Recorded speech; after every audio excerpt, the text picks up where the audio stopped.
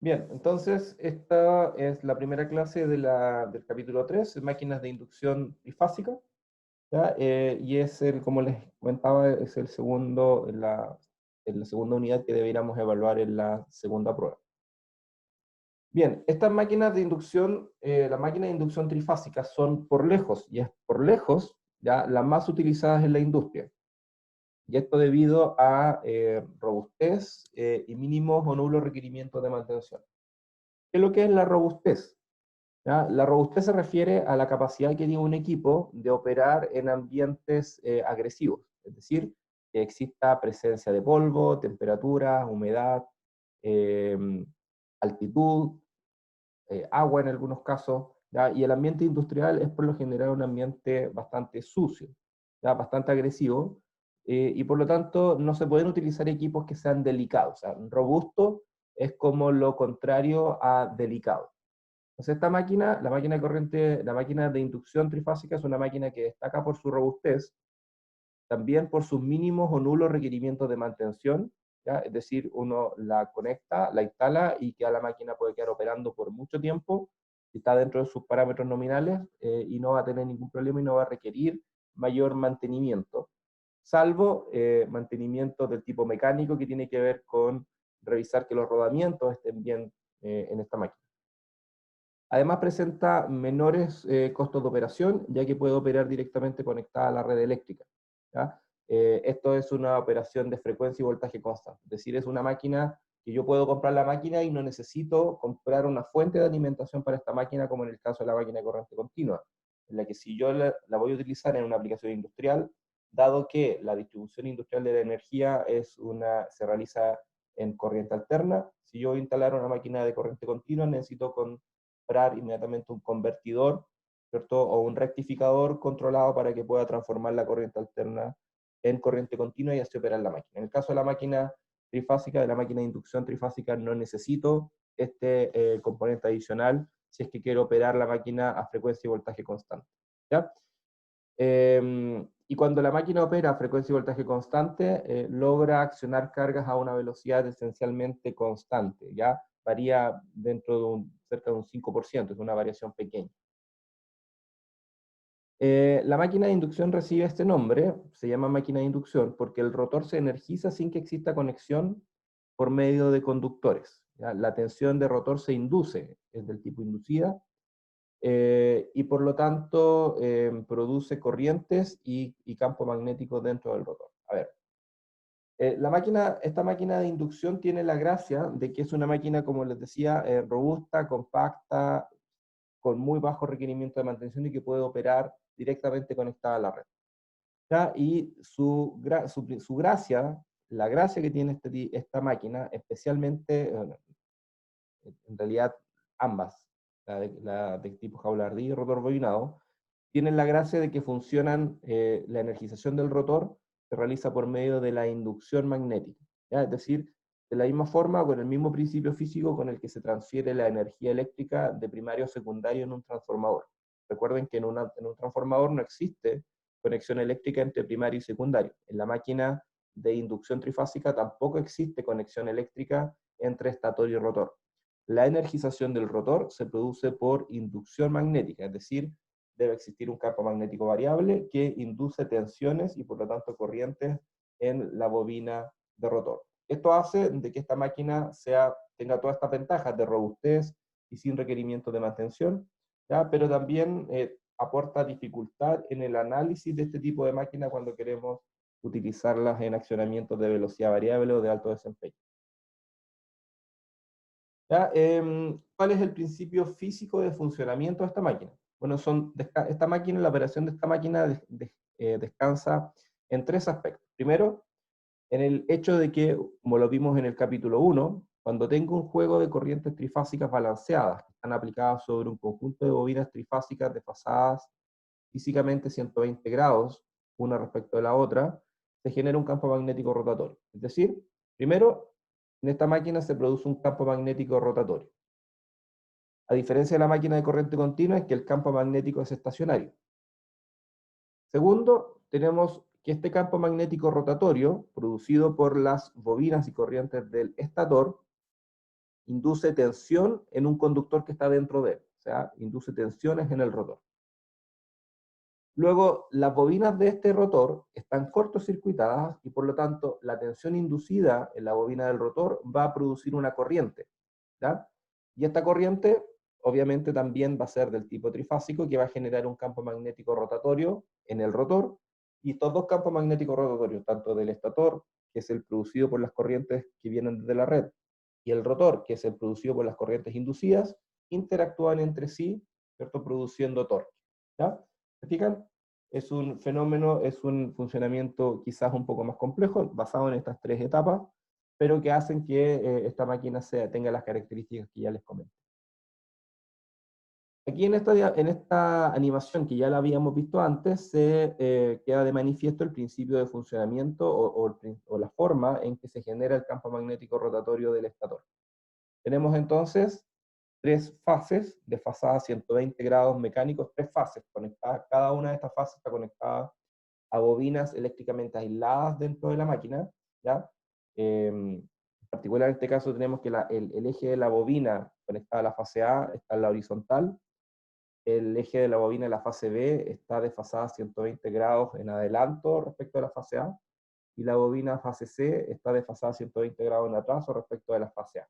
Entonces estas tres bobinas que están desfasadas en el espacio se alimentan con corrientes que están desfasadas en el tiempo, es decir, corrientes de un sistema trifásico, y los campos magnéticos producidos por cada una de estas bobinas se suman dentro del rotor, produciendo un campo magnético total resultante, que está representado por esta línea fucsia que está aquí abajo. Este campo magnético total resultante es de magnitud constante y gira a una frecuencia o una velocidad que depende de la frecuencia de las corrientes de alimentación y del número de polos que tenga, la máquina.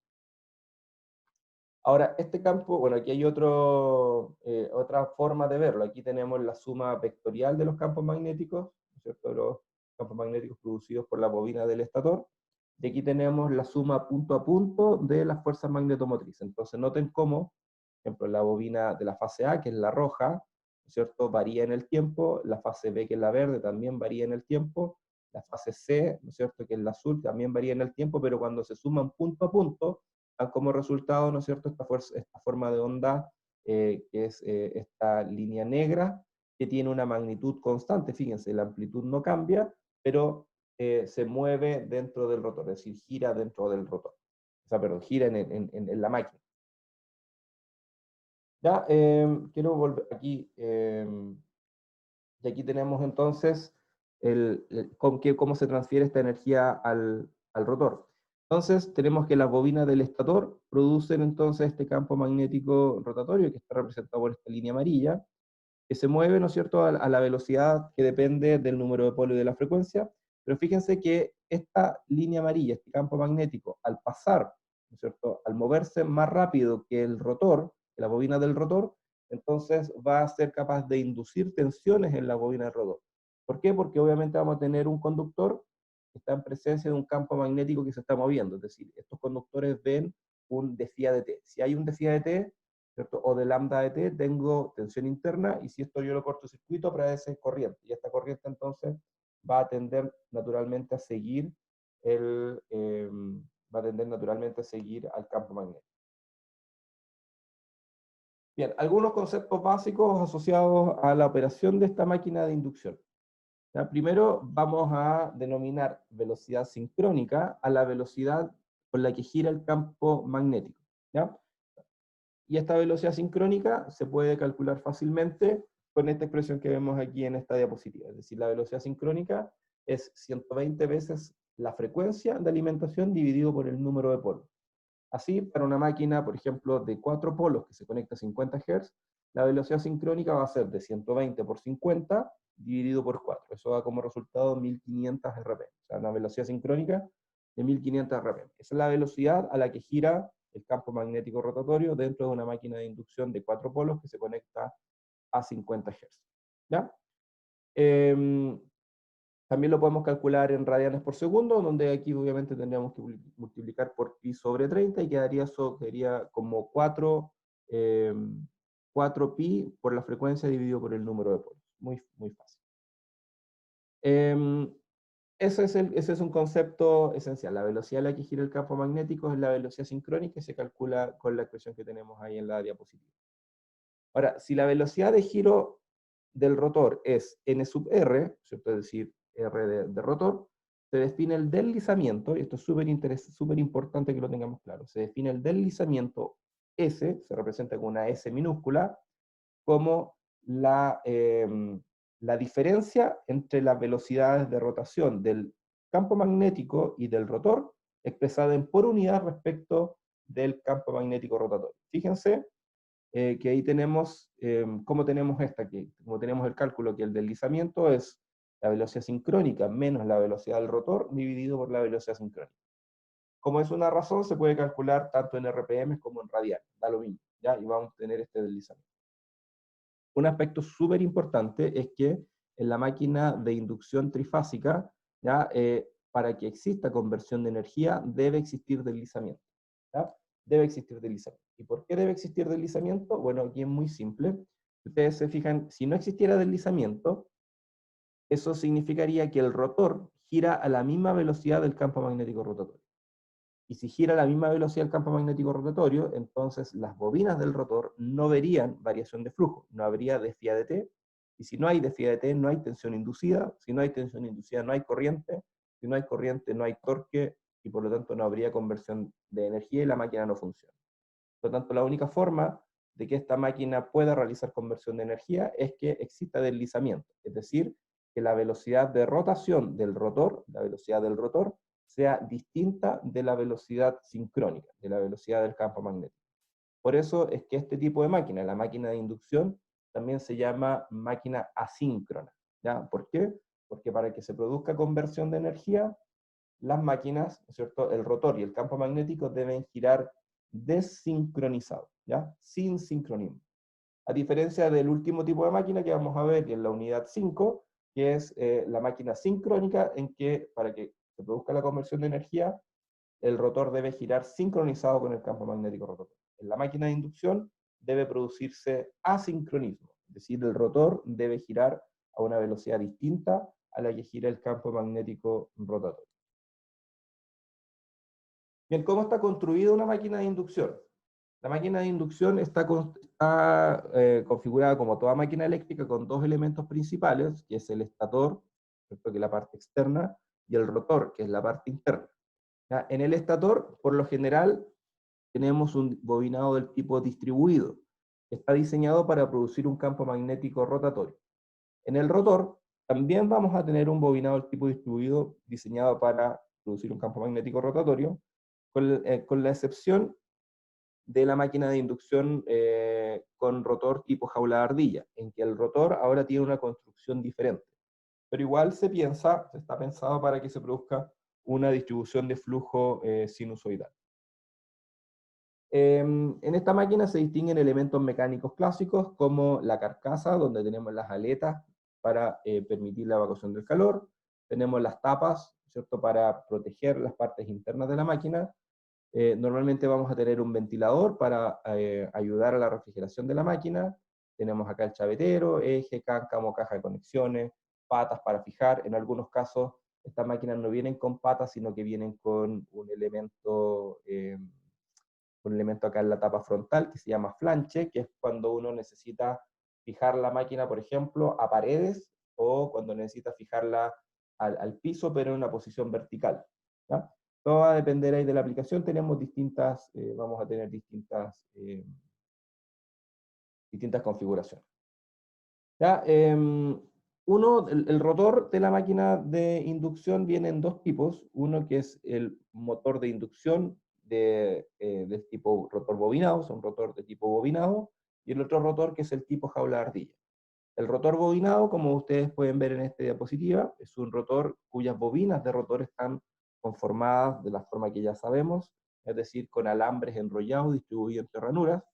¿Ya? Por lo general, estas bobinas están conectadas en estrella, es decir, unidas a un punto común. Las tres bobinas están unidas a un punto común y sus extremos se conectan a anillos, rosantes o anillos deslizantes, que son los que vemos en esta fotografía. Este anillo deslizante no cumple, no tiene como función energizar el rotor, ¿ya? Sino que tiene como función permitir la conexión de resistencias externas al rotor. ¿Por qué se hace eso? Bueno, vamos a ver en un par de clases más que agregar resistencias externas al rotor ayuda a cambiar, ¿no es cierto?, a modificar la característica torque-velocidad de esta máquina, ¿ya? Ustedes me dirán, bueno, pero si una de las ventajas era de que la máquina se energizaba por inducción y por lo tanto no habían anillos ni carbones, y en este caso estamos colocando anillos y carbones, ¿ya?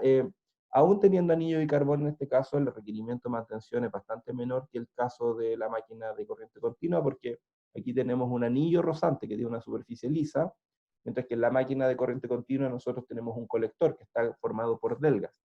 Y estas delgas, al tener los bordes de las delgas, desgastan más rápido los carbones, mientras que en este caso, al ser anillos rozantes de superficie lisa, desgastan menos los carbones, ¿ya? Entonces aquí tenemos la fotografía del rotor, de un rotor bobinado de máquina de inducción, y aquí tenemos una imagen de una máquina de inducción de laboratorio donde se alcanzan a ver estos anillos rozantes, por lo menos dos. En realidad deben haber tres, porque es una máquina trifásica. ¿Ya? Insisto, la función de los anillos rozantes no es energizar el rotor, sino permitir la conexión de resistencias externas o de elementos externos. ¿Ya? Esto ya lo hemos explicado. El otro tipo de rotor que presenta la máquina de inducción es el rotor jaula de ardilla. En el rotor jaula de ardilla, la bobina está conformada por barras de material conductor. ¿Fijan? Barras de material conductor que están cortocircuitados en los extremos por un anillo sólido. ¿Ya? Normalmente, normalmente, en casi todos los casos, uno no tiene acceso a la jaula de ardilla, uno no tiene acceso a la barra de la jaula de ardilla y por lo tanto es imposible saber cuál es la corriente en cada una de las barras, ni mucho menos uno puede saber o modificar la cantidad de corriente que circula en las barras mediante elementos externos. ¿Ya? El rotor tipo jaula de ardilla no permite agregar elementos externos como si lo hace el rotor tipo bobinado. ¿Ya? Sin embargo, este rotor jaula de ardilla logra eh, condensar todas las características del rotor en un elemento mucho más pequeño y mucho más compacto y también bastante más confiable.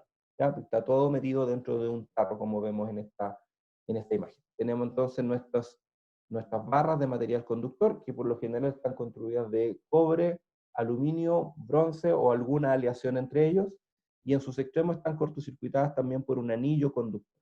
Entonces, en cada una de estas barras se va a inducir una tensión y como está cortocircuitada, ¿cierto? Va a aparecer una corriente. ¿Ya? Aquí tenemos estas fotografías de estas jaulas de ardilla y aquí tenemos una fotografía de un rotor tipo jaula de ardilla. Entonces, las barras van por dentro del rotor, dentro del núcleo, y están cortocircuitadas por el anillo, que aquí al menos se alcanza a ver. Ya, el principio de operación es el mismo. Tenemos este campo magnético producido por el estator, campo magnético del estator, y este campo magnético del estator desliza, ¿no es cierto? Porque gira, en este caso más rápido que el rotor, desliza sobre las barras del rotor, induciendo en cada una de estas barras una tensión. Como están cortocircuitadas, se induce una corriente y por lo tanto va a aparecer finalmente la interacción entre esa corriente y el campo magnético, va a producir un torque.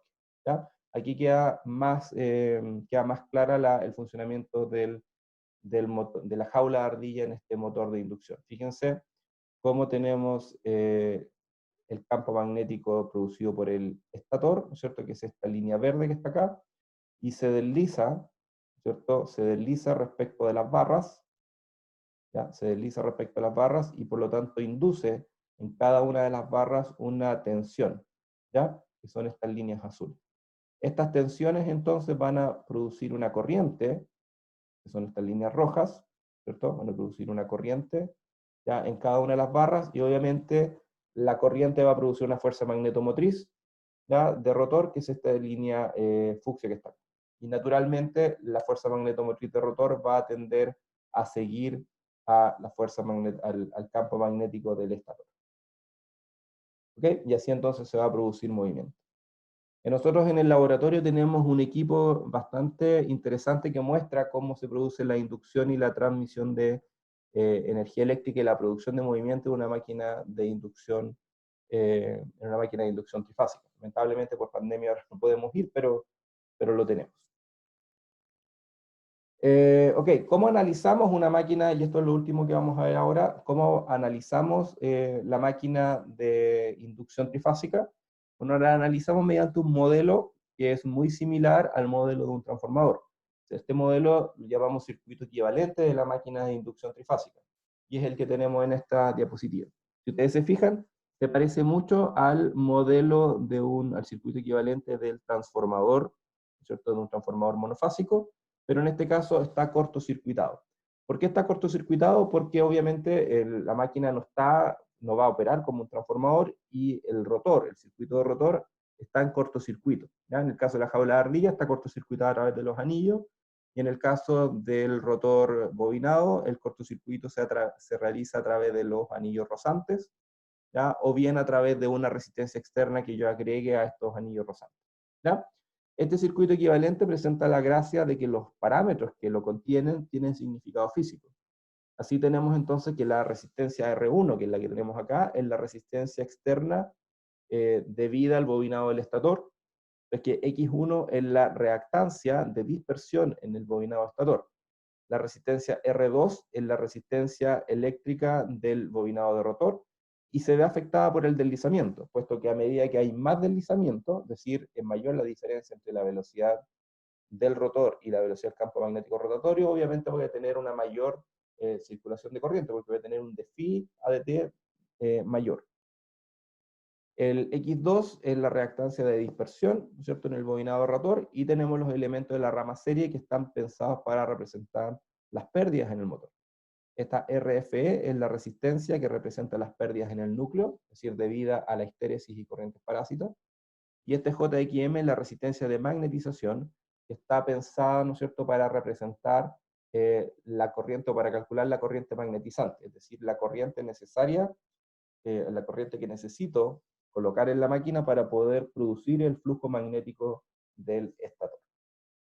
Algunas diferencias respecto del modelo de la máquina, del modelo del transformador. Primero, de que esta reactancia de magnetización en la máquina de inducción es mucho más pequeña que la reactancia de magnetización en el transformador. ¿Y esto por qué? Porque obviamente en una máquina de inducción tenemos un entrehierro, y el entrehierro hace entonces que la reluctancia del circuito magnético aumente considerablemente, y eso hace entonces que la inductancia disminuye. Si la inductancia disminuye, la reactancia también disminuye. En el caso del transformador, como no hay entrehierro, se espera, ¿no es cierto?, que estas reactancias de magnetización sean valores bastante grandes. ¿Qué tan grandes son? Bueno, en el caso del transformador, nosotros vamos a tener una corriente de vacío, ¿cierto? Es decir, si no hay nada conectado a la carga, vamos a tener una corriente de vacío del orden del 5% de la corriente nominal, mientras que en una máquina de inducción, la corriente de vacío, es decir, si yo no tengo carga, es decir, si el deslizamiento, por ejemplo, fuera cero, la corriente de vacío anda en el orden entre el 30 y el 70% de la corriente nominal, ¿ya? Es decir, son valores mucho más grandes. ¿Ok? ¿Dudas?